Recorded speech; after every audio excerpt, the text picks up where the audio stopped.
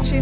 Supremo Tribunal Federal adia julgamento de prisão do senador afastado Aécio Neves. Na sessão de hoje, ministros ainda concedem prisão domiciliar para a irmã do senador Andréa Neves e para o primo Frederico Pacheco. Servidores da Prefeitura de Nova Lima protestam contra a reforma administrativa que pretende reduzir benefícios. E você vai ver que o Parque das Mangabeiras é reaberto após 4 meses fechado. No futebol, o Cruzeiro não vence, mas faz as pazes com a torcida em jogão contra o Grêmio. Essas e outras notícias você acompanha a partir de agora no Jornal Band Minas.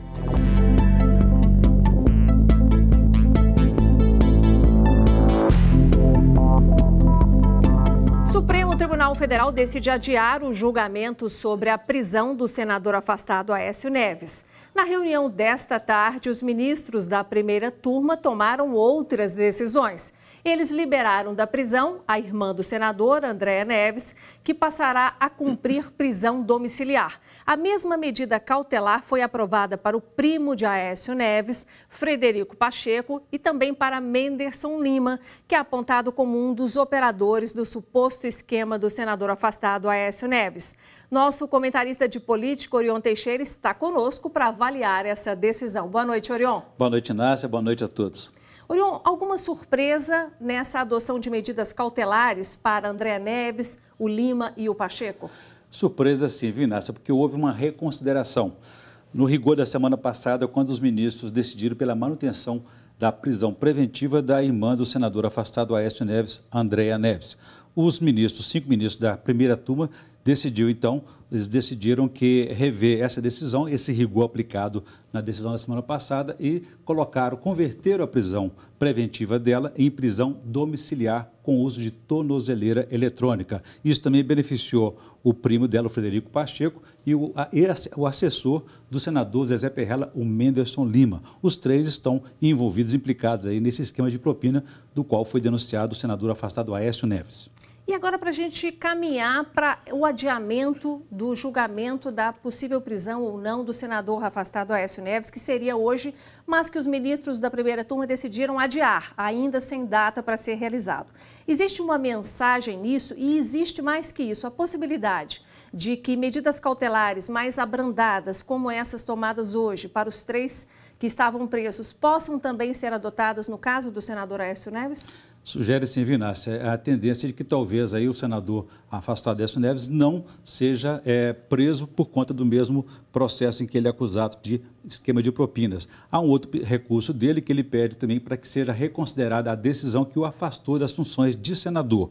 E um terceiro pedido dele que chegou hoje, pedindo para que o pedido de prisão dele, solicitando que esse pedido de prisão não seja analisado pela primeira turma do STF com 5 ministros, mas sim pelo plenário com 11 ministros no Suprema Corte. Ministro, para a gente encerrar então, essa decisão dos ministros apontam aí para uma questão jurídica, mas a gente tem um lado político dessa questão do senador afastado Aécio Neves. Para a gente encerrar rapidamente, Orion, você acredita no encaminhamento político? Por exemplo, a comissão lá de ética do Senado ainda não analisou a questão de uma possível cassação do senador. Isso agora para aguardando o STF ou tem como avançar? A questão política corre paralela à questão jurídica. Não significa que eles serão inocentados em função das decisões de hoje, mas politicamente existe sim um acordo entre o PSDB de manter a sustentação, o apoio do presidente Michel Temer, para que também decisões desse tipo de cassação não passem, de impeachment, não passem no Congresso Nacional. Em troca disso, blindam e salvam o mandato do senador Aécio Neves. Aguardemos então, né, Orion? Vamos aguardar. E você volta para qualquer nova decisão. Obrigada, Boa noite a viu? todos, prazer. E o Parque das Mangabeiras é reaberto ao público. Um dos pontos turísticos mais visitados de Belo Horizonte estava fechado há 4 meses por ter se tornado um ponto suspeito para a transmissão de febre amarela depois que um macaco foi encontrado morto na mata. Assim que o parque foi reaberto, já tinha gente aproveitando para caminhar. E nem o friozinho incomodou. Muitos anos que a gente caminha aqui toda manhã, a gente sentiu muita falta porque faz parte da vida da gente. Então achei ótimo reabrir. Parque das Mangabeiras, um dos pontos turísticos mais visitados da capital mineira, foi fechado no dia 23 de fevereiro.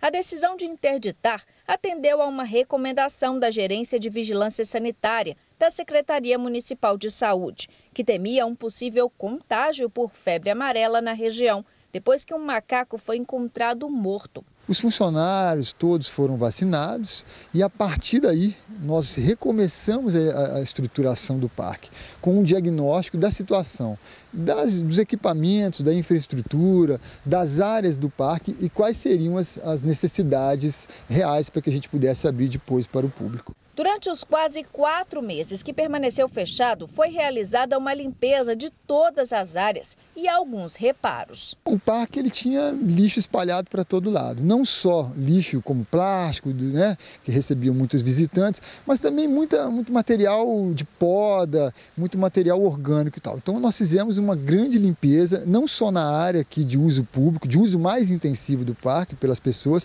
mas também nas trilhas e também nas áreas mais silvestres do parque. Algumas áreas do parque, especialmente as matas, ainda permanecem com acesso restrito. As trilhas devem passar por readequações. As áreas de preservação permanente, elas vão permanecer sob um acesso mais restrito para os técnicos, pesquisadores e funcionários do parque. Então, os animais eles passaram muito tempo isolados, né, desse convívio com as pessoas. Então a gente vai fazer essa reaproximação mais gradualmente. E também porque nessas áreas ainda estão ocorrendo intervenções na infraestrutura. O acesso dos visitantes ao parque será feito pelas portarias Sul e Norte. As demais estarão restritas a funcionários e prestadores de serviços. O Mirante das Mangabeiras também será reaberto ao público a partir de amanhã. E o que é mais interessante é que eu estive aqui na inauguração. Olha! E jamais imaginaria que isso aqui ia fazer parte da minha vida. Que bacana isso, né? E só um detalhe, aquelas imagens que você acompanhou no Mirante do Mangabeiras, com pessoas ali, aquelas são imagens de arquivo que a gente usou para completar a matéria, porque realmente o Mirante só vai ser aberto amanhã. Bom, e servidores da Prefeitura de Nova Lima protestaram na manhã de hoje contra as reformas pretendidas pela Prefeitura. Centenas de servidores foram à Câmara dos Vereadores acompanhar a votação do projeto. No momento do hino nacional, os servidores viraram de costas para a mesa diretora para protestar contra os vereadores. O Sindicato dos Servidores Públicos de Nova Lima, Sindicerp, informou que o projeto irá cortar benefícios como direito à cesta básica, redução do ticket refeição de R$ 22,50 para R$ 16,50, extinção dos tickets para servidores que possuem de 4 a 6 horas de trabalho, e extensão da escolaridade, que concede 10% de acréscimo ao salário após a conclusão de pós-graduações. A Polícia Militar cercou o prédio da Câmara durante toda a sessão e só deixou entrar quem tinha senha para o número exato de cadeiras da Câmara. Segundo a PM, não houve ocorrências. A votação da reforma administrativa da Prefeitura de Nova Lima foi remarcada para a próxima terça-feira. No próximo bloco, vamos falar sobre saúde. Está em falta nos postos de Belo Horizonte a fita de controle de glicemia para diabéticos. E a gente fala também de futebol, jogo marcante ontem no Mineirão. O Cruzeiro conseguiu empatar em 3-3 com o vice-líder Grêmio. A gente comenta sobre esse jogão depois do intervalo.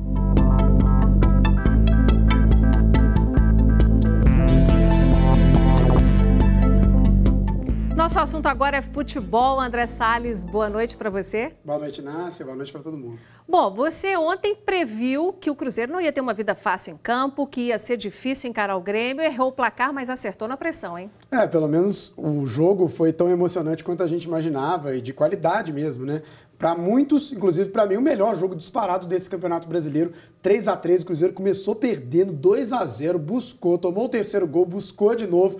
Teve chance de vencer, teve chance também de ser derrotado, mas acabou com o empate e é o que a gente acompanha agora na reportagem do Diogo Ramalho.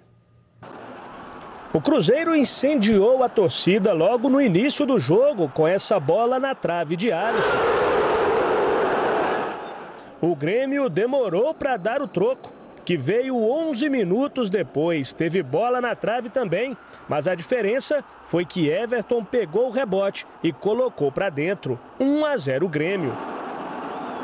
Agora preste só atenção no gol que perdeu o Grêmio neste contra-ataque de pé em pé que Ramiro desperdiçou.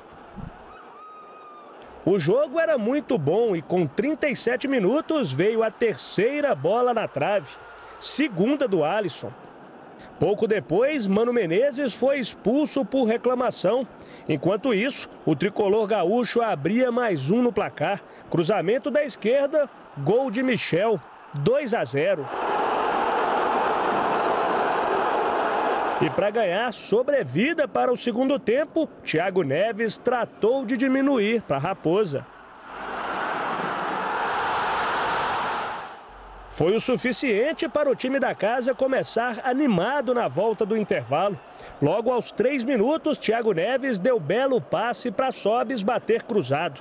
Era um empate do Cruzeiro, 2-2.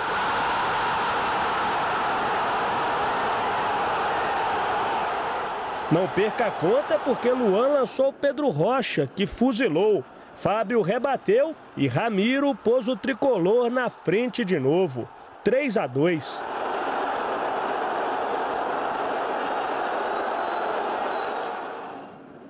Que jogo no Mineirão! 2 minutos depois, Robinho deixou tudo igual de novo.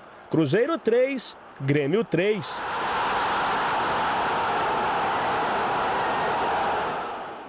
Já no fim da partida, foram 2 chances claras para os gaúchos, com Ramiro e Fernandinho. E essa para os mineiros nesse chutaço de Elber que beliscou o travessão. Final, 6 gols e nenhum vencedor. Um jogo recheado de grandes oportunidades para os dois lados do início ao fim. O saldo, um Cruzeiro na 8ª colocação e o Grêmio na vice-liderança do Campeonato Brasileiro.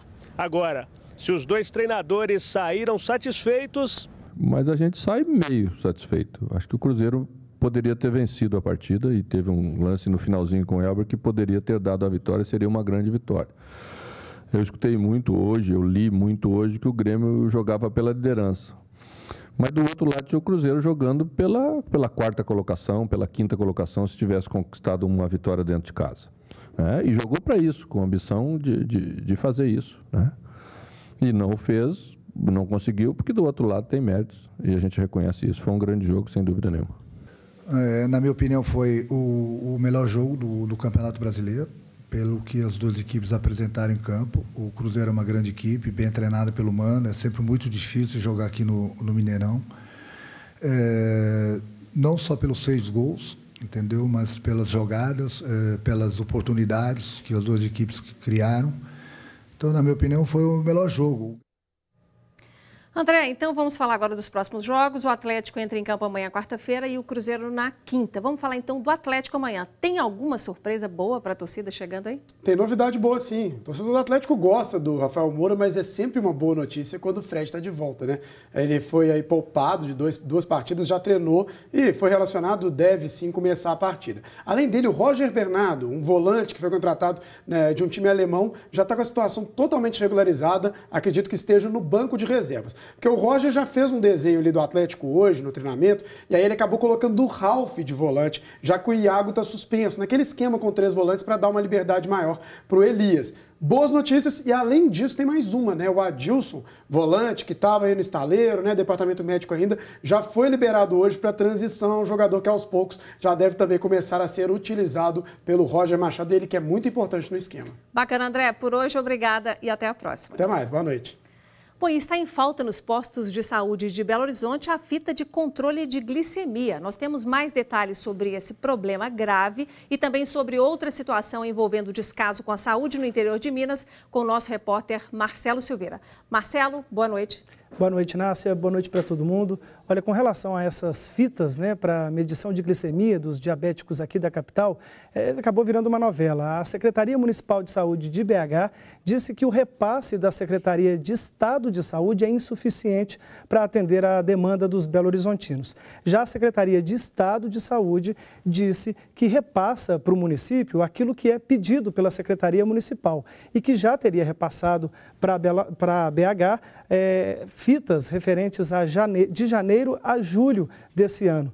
E aí, voltando à Secretaria Municipal de Belo Horizonte, eles informaram que estão fazendo um processo de compra com recursos próprios para poder atender essa demanda. Agora, Inácia, um outro assunto, falando ainda de saúde, né, um outro caso que chega para a gente, lá do Vale do Aço, é na cidade de Ipatinga. Por lá, 4 postos de saúde vão permanecer abertos até às 10 da noite nos próximos dias. Isso tem acontecido principalmente por causa do estado de calamidade pública decretado pela prefeitura do município. Então, eles vão ficar abertos, os postos são dos bairros Bom Jardim, Caravelas, Betânia e também Cidade Nova, todos em Ipatinga, viu, Inácia? Certo. Marcelo, obrigada. E aproveitando a sua presença aqui com a gente, ontem a Prefeitura de Belo Horizonte anunciou um plano para o hipercentro, para recuperar o hipercentro da capital e disse que ao longo dos próximos dias, das próximas semanas, vai soltando os detalhes desse plano. Mas parece que hoje já saiu uma definição sobre o prazo de retirada dos camelôs do centro, foi isso? Pois é isso mesmo. Confere essa informação.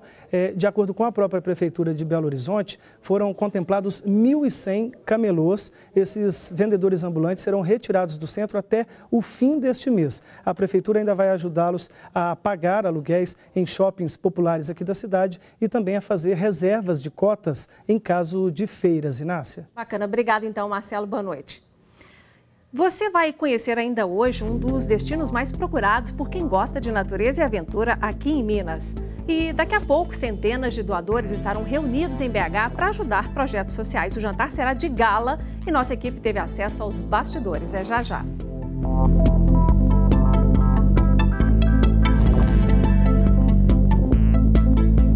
Vamos conferir a previsão do tempo para os próximos dias aqui na capital. A umidade relativa do ar está em torno ali dos 45%, número abaixo do ideal, que é de 60%, segundo a OMS, a Organização Mundial da Saúde. Vamos conferir então as temperaturas. Nós teremos aqui na quarta-feira, tanto quarta quanto quinta, mínima de 13 e máxima de 25, e na quinta-feira já uma pequena mudança, mínima de 14 e máxima de 26 graus. Você sabe por que o Distrito de Macacos tem este nome? Tem a ver com ouro e com ladrões. Mas a nossa repórter Luciana Viana vai nos explicar os detalhes que marcam a história de um dos lugares mais atrativos para quem gosta de natureza, aventura e comida mineira. Venha com a gente no quadro Malas Prontas. As chamas do tradicional fogão a lenha mantêm a comida tipicamente mineira quentinha.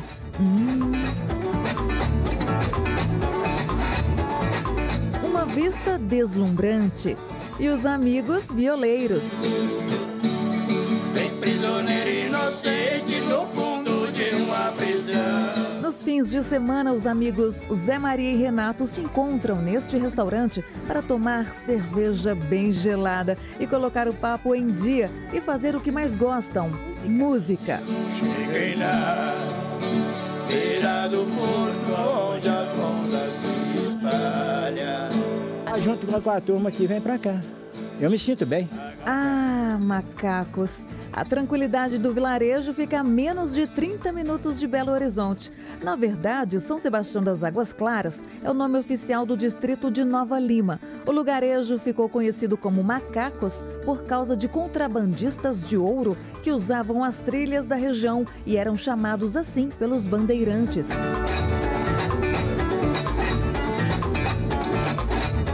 O distrito tem pousadas luxuosas e restaurantes com jeito de casa mesmo, como este aqui.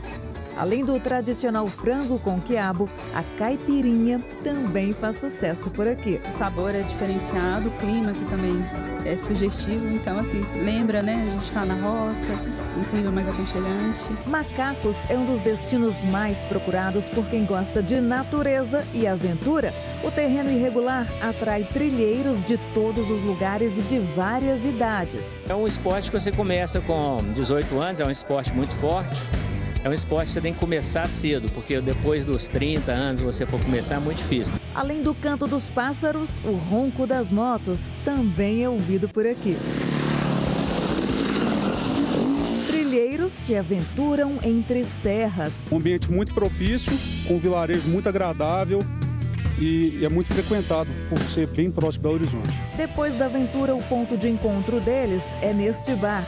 Um dos mais antigos de Macacos. Tem quase 30 anos. Aqui, na verdade, virou ponto dos trilheiros, porque a galera busca a natureza, quer fazer trilha, e um bar com a cerveja gelada, um tira-gosto bom, um ranguinho legal aqui no meio do mato, acaba atraindo a galera, um ambiente bom. É que depois da aventura e adrenalina nas trilhas, o melhor programa é descansar no meio da mata.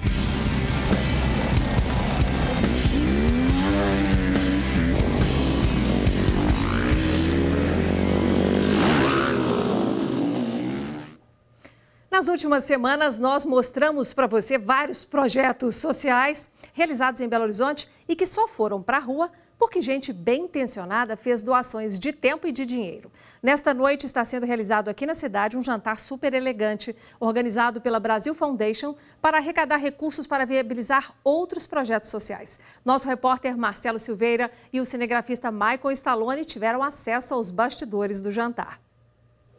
O segundo jantar da Brasil Foundation, feito em Minas Gerais, será realizado no Museu Inimar de Paula. Por aqui, já está tudo pronto, só esperando os convidados. O cuidado em cada detalhe mostra o carinho com que os apoiadores e patrocinadores estão tratando do evento. No ano passado, o jantar da Brasil Foundation aqui no estado arrecadou cerca de R$150 mil. A expectativa dos organizadores é superar esses valores em 2017. De acordo com a presidente da Brasil Foundation, Patrícia Lobacaro, a arrecadação deste ano já trouxe boas notícias. Os ingressos estão esgotados há mais de um mês, então já é um sucesso grande, mas a gente vai ter um leilão, a gente tem 11 peças, então tem coisas muito bacanas que vão ser leiloadas e a gente espera então possivelmente dobrar a arrecadação do ano passado. Enquanto uma turma deixa tudo organizado no local do evento, outra equipe prepara o cardápio. Sob o comando do chefe Máximo Battaglini, os ingredientes vão sendo montados e organizados para que nada fique a desejar na hora de montar os pratos. Aliás, o chefe se adiantou e não só mostrou um dos pratos, mas também contou o cardápio. Vamos ter um carpaccio de wagyu da Fazenda Alegria, com legumes orgânicos deles também. Depois vamos ter um tortelli de baroa e lagostim, com leite de coco caseiro e capim-limão. E depois vamos ter uma canelinha de porco, para não sair muito de Minas, né? com mandioca, uma farofa de couve e um roti misturado com um caramelo de rapadura. O jantar de hoje vai arrecadar fundos para a Brasil Foundation, uma instituição que ajuda a financiar projetos sociais em todo o país. Este ano, 12 instituições e mais 15 iniciativas populares estão sendo assistidas pela Brasil Foundation. Uma delas é a Doar Educa, que oferece uma espécie de pré-vestibular para pessoas de todas as idades em vilas de BH. A outra é a Associação Arquitetos Sem Fronteiras, onde profissionais ajudam a criar projetos na área. Embaixadores de Minas, voltado ao apoio à educação. E a Casa Criativa, uma instituição que atua em Contagem, na região metropolitana. Essas iniciativas foram mostradas aqui na Band e ganharam repercussão. A gente teve o feedback deles que o número de likes nas páginas deles aumentou, que eles tiveram uma repercussão muito positiva por meio das reportagens. Então, mais mineiros precisam conhecer essas iniciativas que são super inovadoras, são transformadoras e muitas delas protagonizadas por jovens. Então é uma nova juventude, botando esse nosso país para frente, a gente precisa apoiar. É a solidariedade tomando conta da capital mineira. Brasil Foundation é show! Bom, e tomara que a arrecadação seja boa e amanhã eu garanto que vamos trazer todos os detalhes deste jantar de gala para você. E aproveito para te convidar para participar conosco, sugerir pautas, fazer comentários. Use o nosso BandZap 997727663 ou então o nosso e-mail redaçãomg@band.com.br. Muito obrigada pela sua audiência, boa noite e até amanhã.